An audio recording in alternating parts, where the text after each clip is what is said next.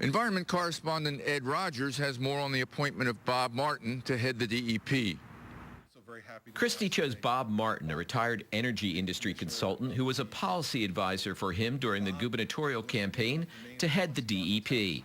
Christie says he made the choice to bring managerial changes to the agency. Bob's background, both in business and in policy, make him, I think, particularly well suited for both tasks. The task of reforming an agency that needs to be reformed from a managerial perspective, but also in being a responsible steward for the environment in New Jersey. Martin, who headed a technology consulting firm with more than 140,000 workers worldwide, takes over an agency which employs some 3,000.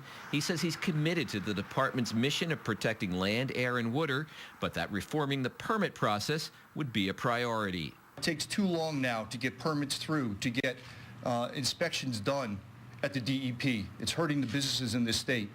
We need to fix that process. So there's an opportunity to go and do that at this point in time.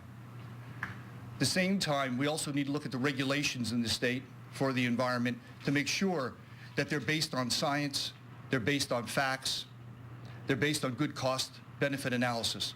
Business groups support the nomination. A lot of our members in the State Chamber of Commerce are looking for some certainty and predictability, so we think he could bring that to the fold.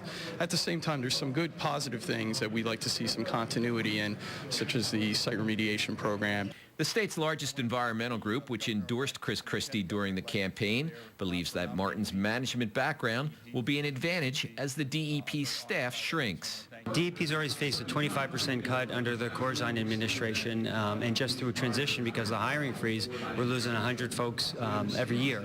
So we're going to have to figure out ways to do more, better with less.